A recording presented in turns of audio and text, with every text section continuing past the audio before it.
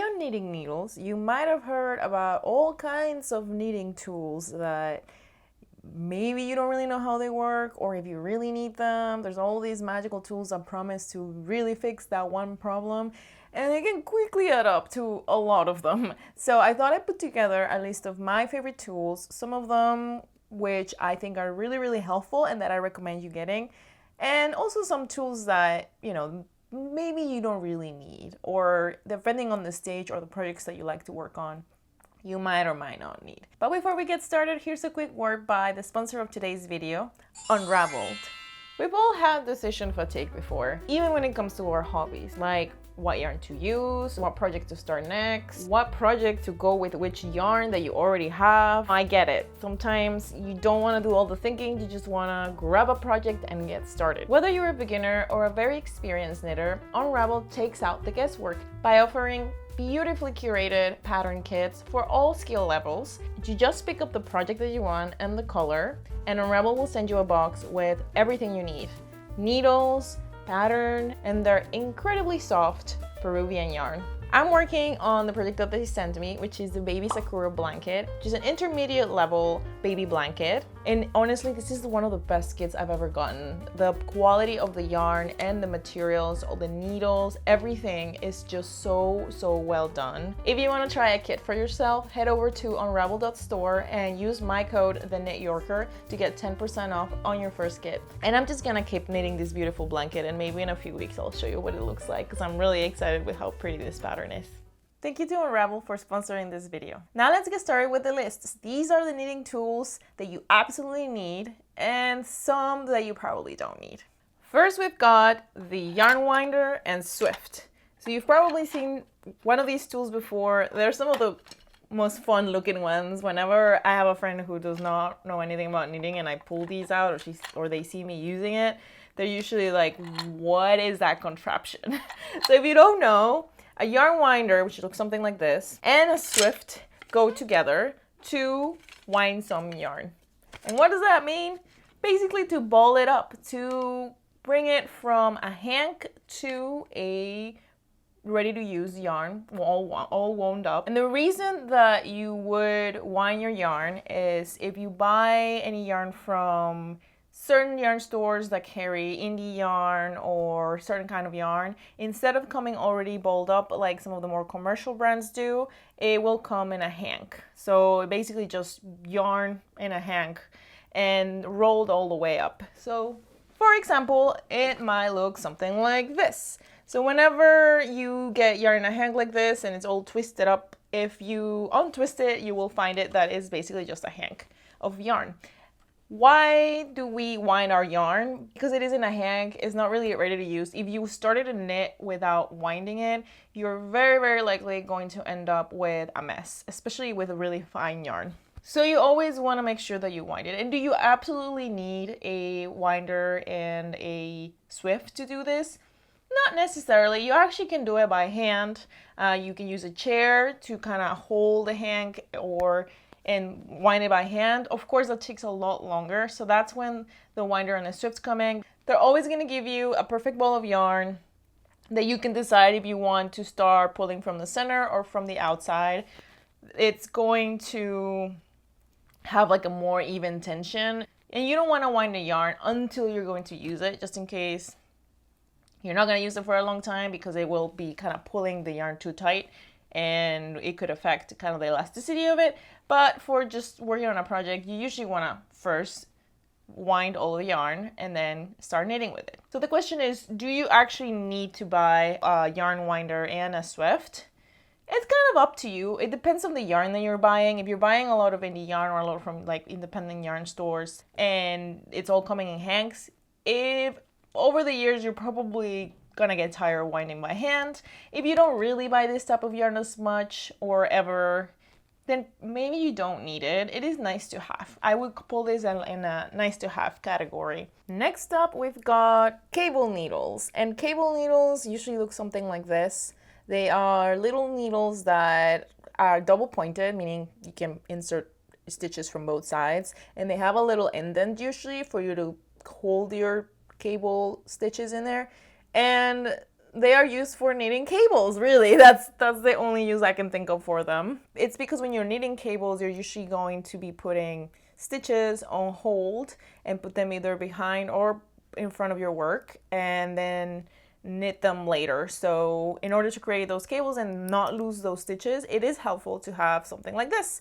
They're usually very inexpensive. They even come in kits, and they're just like tiny little tools that help with that very specific function. Do you need to buy this tool? If you're gonna be knitting a lot of cables, then probably yes. If you like the look of cables in knitting, if you like those type of patterns, if you're gonna be doing it a lot, I would say why not. If you're not really knitting cables, then you don't need it. You can probably substitute them for another needle, like a double pointed needle, and it will probably do a similar work as long as it doesn't drop your stitches. So this one's like a very specific function one that only if what you're knitting needs it, then you should buy one. Otherwise, you're probably good without. Next, we've got a good old measuring tape. You know, just like a sewing measuring tape or any sort of measuring tape, nothing fancy. I think I got this one honestly at a dollar store. Measuring tape might not be something that first comes to mind when you're knitting, but it will be one, if not, other than your needles, probably the most essential tool that you can have in your knitting kit. Why? It's because it's gonna be helpful for a lot of things. So it's not just helpful for measuring yourself or the person that you're going to be knitting for, so that you can figure out what exact size you should be following and not just go by commercial sizes, because they're not the same when you're making a new pattern. It will also be essential for you to measure the gauge when you are creating a gauge swatch, and you know, any good old measuring tape works. And it will also be helpful for measuring your work. So making sure that your sleeves are not too long, that the length of the body is what you like, etc., etc. So if you don't have a measuring tape in your toolkit, go get one right now. They are, again, so cheap. You can find them everywhere in like fabric stores, craft stores, dollar stores. And one thing to remember is that these actually expire, because over time, you know, they kind of get extended and they're not as accurate. So I probably should replace mine, honestly. It's been a while. But there's also fancy ones you can find in like knitting stores. There's all types of like retractable ones. But any good old measuring tape that you have in hand is going to come in very, very handy for all of your knitting projects. So 100% get a measuring tape. I recommend it. You need it. And this one is old, but I will get another one because you should have probably even more than one. Next up, we've got stitch markers. Stitch markers are a very, very versatile tool. They might seem like jewelry for your knitting, but they're actually very handy. You can use them to mark certain parts of your pattern, so you know, for example, when you come to them that you're gonna knit an increase. I always use them for raglan stitches and like a raglan sweater. You can also use them to track your progress. So for example, when you sit down to knit, you can put a stitch marker at the edge of your project, knit, knit, knit, and then you can see how much progress you made in the time that you sat down and knit. You can also use them to count number of repeats. For example, if you have a pattern that after a certain row it repeats and you wanted to count that very easily without having a counter, you can just place stitch markers along the way.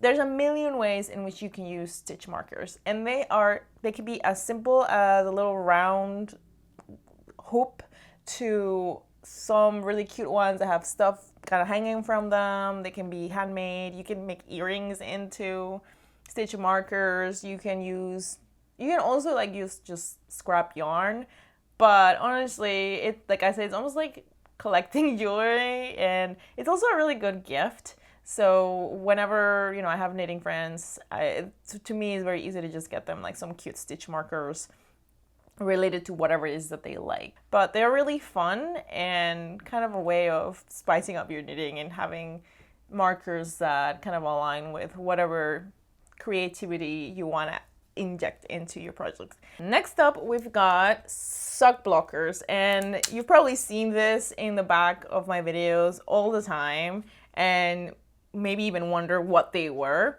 So these are sock blockers, and you'll see them in wood like this or in other materials like plastic. And basically what they do, or what you use them for, is to block socks. So when you are knitting socks and you want to wet block them, a lot of people like to use these to kind of hold the exact same shape for all of your socks. And supposedly they dry faster than if you put them on a mat, because you can literally hang them and they like get more air. I'm gonna be truthful, even though these were a gift and they're really cute and I love them and I love having them as decoration, I almost never use them. I do like to knit socks, but I don't know, I kind of forget that they're there, and I don't really see a difference without between like regular web blocking on a mat and blocking with these. And sometimes they're maybe a little bit large for me, I think. So I don't really think you need them unless, again, they look really cute in the wall, and that's mostly it for me. Some people swear by them. If you're knitting a lot of socks, maybe they come in handy for you.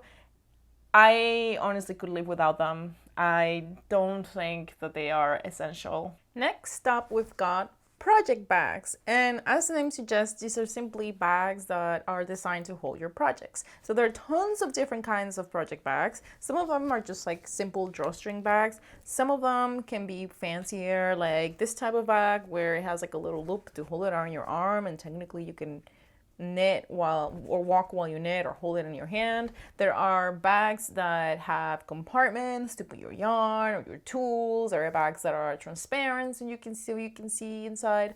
All types of different bags, as you can imagine, and you usually will find them by maybe like makers that create them themselves, or some yarn brands. You can just Google it and you'll find infinite numbers of bags out there to hold your projects. Now, do you actually need one? I don't think so. I have a bunch because they've been gifted to me mostly. I've never bought a project bag or even made one. I honestly sometimes end up just using any sort of bag to keep my project, even like a good old tote bag. It's a nice thing to have if you like that sort of thing, but it absolutely will not make or break your project. It's really just a container to keep it. So even though some people swear by them or love a certain type of bag, I honestly think anything you already have works fine. You can even knit yourself a bag for all that matters. So don't be fooled by somebody telling you like you absolutely need this bag or like this beautiful one and spend money on it.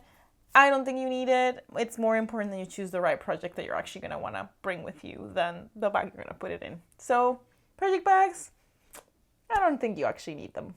Next up, we've got interchangeable needles, specifically circular needles, which look something like this. You've probably seen them before. So they look like regular needles, but what they are is a set of needles of all different sizes that come separately with the cable that will make them into circular needles. So the nice thing about these is that the sets usually come with different size of the cables for the needles, and as the name says, they're interchangeable. You can change them. They come with different sizes of needles, different sizes of cables, and I would say that if you're knitting with circular needles, even if you're knitting flat, honestly, they're way more comfortable and way more versatile than straight needles. I haven't knit with straight needles in, honestly, probably since I began knitting, and this type of sets, no matter the brand,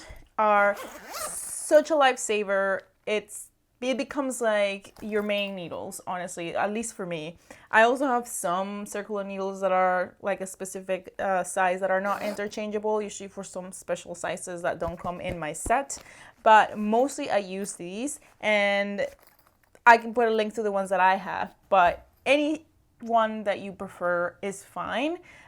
I really do recommend that you consider getting interchangeable needles if you don't already. It really changes the way that you knit, because you can have your project, and if you need to go up a needle size or go down a needle size, you don't have to like actually change into another needle. You can literally just disconnect it and put the new needle size and you're good to go. If you want to even use the same needle size for different projects, you can leave them on the cable, and they usually come with needle stoppers so that they don't fall off, and use the same needles for several projects. So it really changes the game. So this is one tool that I absolutely recommend every knitter that works with circular needles to try.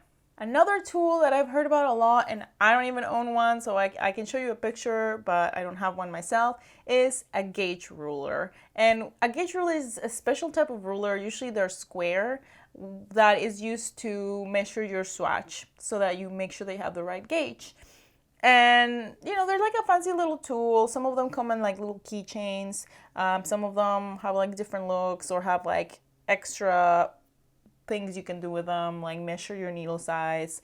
And it really comes to just measuring a square inside of your ruler, so to make sure that it is usually the 4x4 inches or 10 centimeters. I don't own one because I don't think you need it. If you go back to just having a measuring tape, that's enough. Again, this is like nice to have. Some people really like having these, or they think, they can be cute. They can be like a nice addition to your toolkit. But I don't think they are super necessary and that, you have to get one of these. So this one is a nice to have. Similarly, there are row counters, and row counters are usually like kind of like a clicker, little clicker that you put on your project. They usually hang off your project with some clip.